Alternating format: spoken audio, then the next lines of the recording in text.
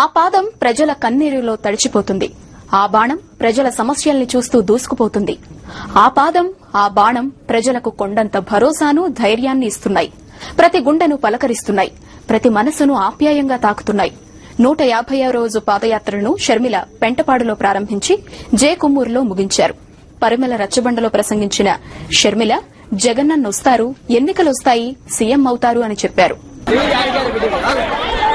వైఎస్సార్ ఉన్నప్పుడు మద్దతు ధర ఇచ్చారని, దాంతో లాభపడ్డామని షర్మిలకు రైతులు చెప్పారు.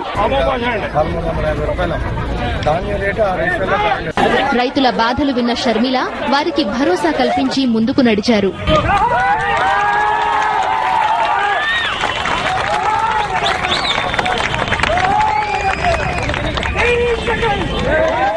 వైఎస్ జగన్మోహన్ రెడ్డి ప్రభంజనాన్ని ఏ కుతంత్రాలు ఆపలేవని చెప్పారు వైఎస్ఆర్ అభిమానులు. ప్రజల్లో ఆయనకున్న బలాన్ని ఎవరైనా కుట్రలు చేసినా ఆపలేరు. మన జగనన్న పరిపాలన వస్తే మన కష్టాలన్నీ తీరి మన అందరికీ కూడా రాజన్న రాజ్యం అందిస్తాడని అందరం గట్టిగా కోరుకుంటున్నాం. సూర్యుని అరచేతులు పెట్టి ఎవరు ఆపలేరు. జగనన్న సీఎం అవడం ఖాయం.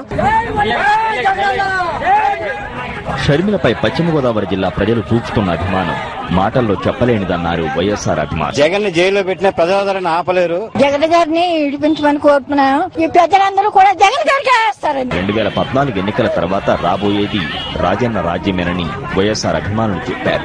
ఒకరిది ఒక సమస్య అయితే చాలా మందిది కామన్ సమస్య. పరిమళలో షర్మిల నిర్వహించిన రచ్చబండలో కామన్ సమస్యలనే వినిపించారు గ్రామస్తులు. మాది బైరే పెంటబడింది. మంచినీళ్ళు చూస్తేనేమో మురుగ్గా వస్తున్నాయి. పైప్ బిల్లు కట్టించుకోవడానికేమో కట్టకపోతేమో డమ్మీలు వేసేస్తున్నారు.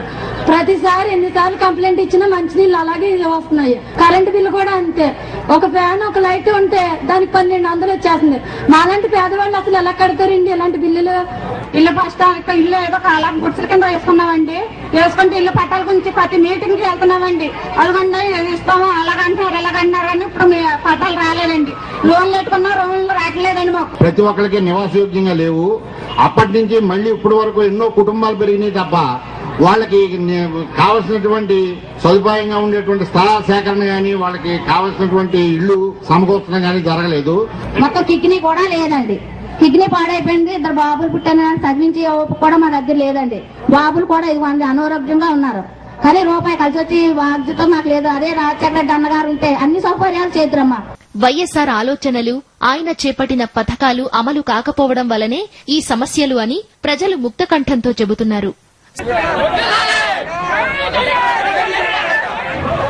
వైఎస్ జగన్మోహన్ రెడ్డిపై కాంగ్రెస్ పార్టీ కుట్రలను ప్రజలు చూస్తున్నారని పెద్దాయన అభిమానులు చెబుతున్నారు. వైఎస్ జగన్మోహన్ రెడ్డి ప్రజల్లోంచి పుట్టిన నాయకుడని తెలిపారు. జగన్ గారిని చాలా ఇబ్బంది పెడుతున్నారు. కానీ తన తండ్రి రాజశేఖర రెడ్డి గారు చేసిన అభివృద్ధికి జనమందరూ తగిన గుణపాఠం చెప్తారని కోరుకుంటున్నాం. అలాగే రాజశేఖర రెడ్డి పెట్టిన పథకాలు ఇప్పుడు కిరణ్ కుమార్ రెడ్డి గారు అమలు పరిస్థితి లేదు. ఆరోగ్యశ్రీ, పేదరెండర్స్, అలాగే పెన్షన్స్ నెలకు 500 ఫస్ట్ తారీఖు ఇచ్చేవారు. ఫస్ట్ తారీఖు ప్రతి పంచాయతీ కూడా ఇచ్చేవారు. అటువంటిది కూడా జరగట్లేదు. కానీ కిరణ్ కుమార్ రెడ్డి గారి ప్రభుత్వం చాలా దారుణంగా ఉంది. అలాగే కాబోయే సీఎం జగన్ గారు అవుతారని కోరుతున్నాం.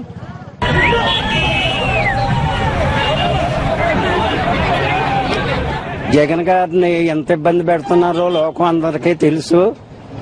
అయినా ఈ ఎండలోని పాపం ఆవిడ చెల్లెలు గారు ఇలాగ తిరుగుతుంది. అటు నిజంగా ఆవిడ మనిషా? అసలు ఈ ఎండలో ఒక్క క్షణం కూడా మనం ఎవరు ఉండలేకపోతున్నాం.